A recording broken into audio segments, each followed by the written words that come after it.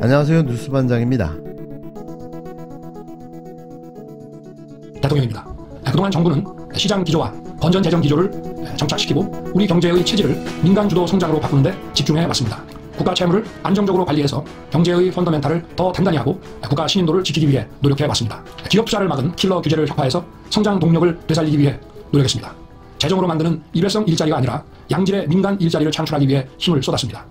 집주인과 세입자 모두를 힘들게 했던 징벌적 과세를 완화해서 부동산 시장을 정상화하기 위해 애썼습니다. 글로벌 중추국가 외교를 통해 대한민국의 외교 지평도 크게 넓혔습니다. 150여 회의 정상회담을 포함한 활발한 세일즈 외교를 통해 5천만 명의 시장에서 80억 명의 시장으로 우리 기업의 운동장을 넓히기 위해 노력했습니다. 원전 수출, 방산 수출, K 콘텐츠 수출로 경제 영토를 넓히기 위해 노력했습니다. 또한 핵 기반의 확장 억제력을 토대로 힘에 의한 진정한 평화를 구축했습니다. 미국이 반도체법과 인플레이션 감축법을 집행하는 데 있어서도 우리 기업들이 혜택을 받고 있으며 한미 간의 긴밀한 경제 협력은 우리의 대외 신인도를 안정적으로 유지하는 데 도움이 되고 있습니다. 아울러 정부는 기초수급자의 생계급여를 역대 최고로 인상하는 등 도움이 필요한 사회적 약자를 더 두텁게 보호해 왔습니다. 돌봄과 간병을 비롯해서 국민적 수요가 높은 서비스 복지를 확대해 일자리를 늘리고 성장과 복지의 선순환을 이뤄가고 있습니다. 청년들이 더 나은 미래를 설계할 수 있도록 고용 세습도 혁파해 왔습니다. 경제력의 차이가 교육의 격차로 이어지지 않도록 장학금 확대, 교육비 지원과 함께 일자리, 주거, 자산 형성을 지원하고 있습니다. 국민 여러분, 지난 2년 안팎의 어려움 속에서도 정부를 믿고 함께 뛰어주신 국민 여러분께 진심으로 감사의 말씀을 드립니다. 저와 정부를 향한 어떠한 질책과 꾸짖음도 겸허한 마음으로 더 깊이 새겨 듣겠습니다. 오로지 민생의 어려움을 해결하고 대한민국의 새로운 미래를 열어가는 길에 저와 정부의 모든 힘을 다하겠습니다. 윤석열 대통령 취임 2주년 국민 보고와 기자회견. 보는 내내 답답하기만 했습니다. 이 하나마나한 뻘짓을 왜 한 걸까요? 이렇게 정무 감각이 없어서 무슨 국정을 운영하겠다는 말인지 도무지 정말 이해가 안 되는데요. 이번에 벌인 이 황당한 자화자찬 아무 말 대잔치 쇼는 그나마 버티고 있는 국정 지지율 24%마저 10%대로 떡락시킬 듯 보입니다. 최소한의 국정기조 전환과 그간의 실정에 대한 사과와 반성 정도는 나왔어야 맞는 거 아닐까요? 처음부터 끝까지 난 잘하고 있는데 국민들이 몰라주고 있다. 그래서 앞으로 내가 더 잘하고 있다는 걸 계속해 알리고 보여주겠다. 처음 취임했던 때처럼 기자들과 긴밀하게 소통하고 도어 스태핑 같은 질의응답 시간을 수시로 갖겠다는 겁니다. 전형적인 유체이탈 화법인데요. 왜 현실을 이렇게 모를까요? 대체 이걸 누가 기획한 건지 연설문도 기자회견 답변 내용도 암울하기만 했습니다. 이 질문 드리지 않을 수 없습니다. 야당에서 김건희 여사의 특검을 요구하는 목소리가 나오고 있습니다.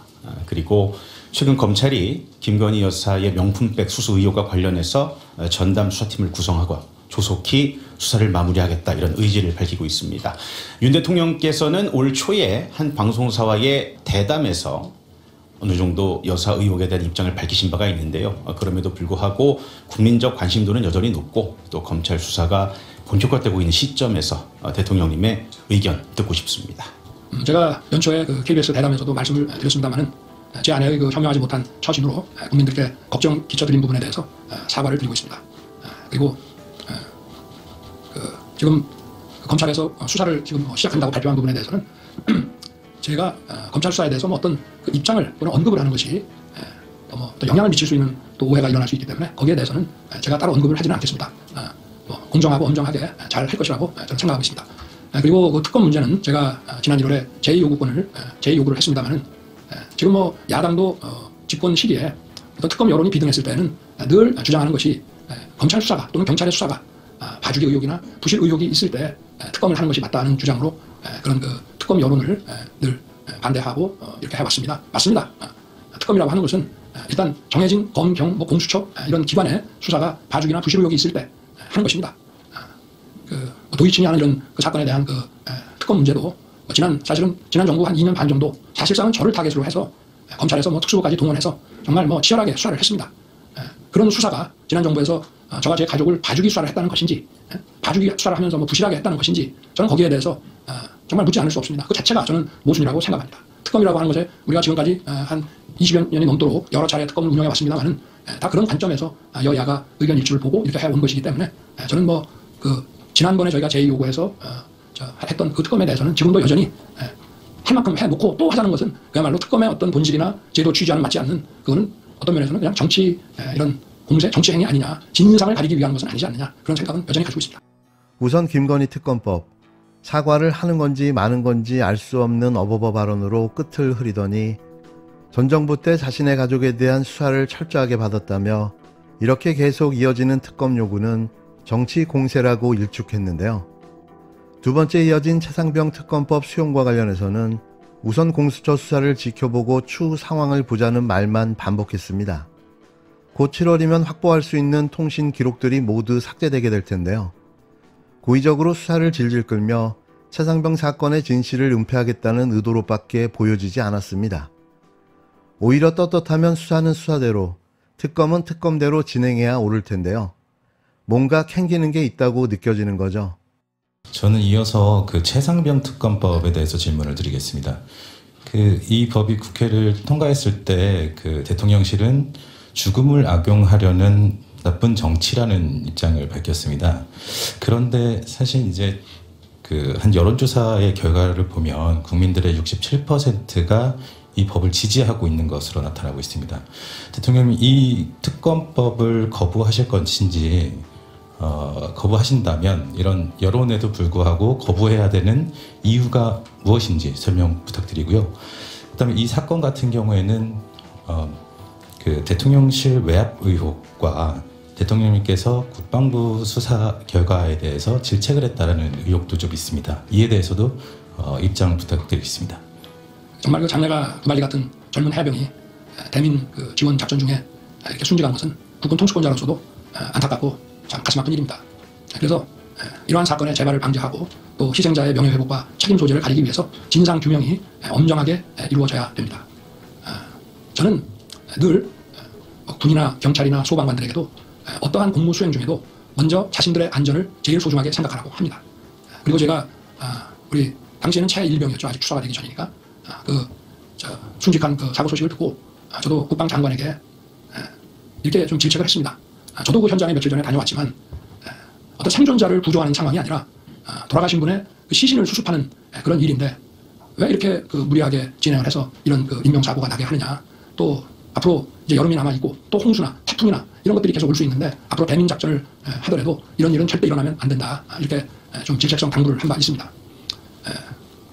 지금 경찰과 공수처에서 수사를 진행하고 있고 또 그것이 나중에 검찰로 송치돼서 또 2차 보완 수사를 거쳐서 또 아마 기소될 사람들은 재판으로 넘어갈 것입니다. 저는 이 수사를 지금 담당하고 있는 수사 관계자들이나 또 향후에 여기에 대한 재판을 담당할 관계자들도 모두 저나 우리 국민과 똑같이 그리고 최상병의 가족들과 똑같은 그런 안타까운 마음으로 열심히 진상규명을 할 것이라고 저는 믿고 있습니다. 어떻게 이 사건을 대충 할 수가 있겠으며 그리고 수사를 하면 다 드러날 수밖에 없는 일들입니다. 이게 군에서 하는 것도 아니고 결국 민간 사법기관에게 넘어가서 그런 진상규명을 하는 것인데 이것을 어떤 진실을 왜곡해서 책임 있는 사람을 봐주고 또 책임이 없는 사람 또는 책임이 약한 사람한테 모든 것을 뒤집어 씌우고 이런 것 자체가 저는 가능하지 않다고 생각합니다. 그래서 어쨌든 지금 이렇게 진행되는 것을 잘 지켜보고 아마 모든 절차가 마무리되면 또 국민 여러분께 수사 당국에서 아마 상세하게 수사 경과와 또 결과를 잘 설명을 할 것인데 그걸 보고 만약에 국민들께서 이거는 봐주기 의혹이 있다, 납득이 안 된다라고 하시면은 그때는 제가 특검하자고 먼저 주장을 하겠습니다. 그러나 일단은 특검의 취지를 우리가 보더라도 진행 중인 이런 수사와 사법 절차를 일단 좀 지켜보고 또 수사 관계자들의 그런 어떤 마음가짐과 자세를 우리가 일단은 좀 믿고 더 지켜보는 것이 저는 옳다고 생각합니다. 세 번째, 이종섭 전 국방부 장관 호주대사 임명권에 대한 질문에는 시종일관 모르쇠로 일관하며 예상과 예측이 가능한 답변만 에둘러 해댔는데요. 이것으로 더 볼 필요가 없었습니다. 뭘 기대하든 그 이상을 보게 될 거라는 어느 영화의 카피처럼 우리의 기대를 저버릴 수 없는 윤 대통령은 기대 이상의 어이없음을 몸소 보여줬는데요. 그러면서 앞으로 3년 더 잘해나가겠다고 밝혔습니다. 이건 거의 저주 수준인데요. 앞으로 3년을 더 하겠다고 공식적으로 자신의 입장을 밝힌 거죠. 국민 모두가 3년은 길다고 말하고 있지만 그는 3년을 더 열심히 하겠답니다. 이종섭 전 국방부 장관은 최상병 수사협 사건의 피의자였는데 호주 대사로 임명하셨는데 왜 임명하셨는지 그리고 그 당시에 출국 금지 상태였는 거를 알고 계셨는지 궁금합니다. 먼저 출국 금지는 그 인사 검증을 하는 정부 기관에서도 전혀 알 수 없는 것입니다. 그건 보안 사항이고 그게 유출되면 형사처벌의 대상이 된다는 점을 먼저 말씀을 드리고요. 그리고 이 호주는 미국을 제외하고 우리와 유일하게 외교 국방 2+2 이 회담을 하는 나라입니다. 그만큼 우리 경제와 안보에 그 깊은 이런 그 관련이 있는 국가입니다. 또 저희가 방산 수출과 관련해서 보더라도 우리 K9, 또 K2, 레드백 이런 무기뿐만이 아니라 최근에는 호주 해군에 막대한 규모의 그 함정 그 수주권이 있습니다.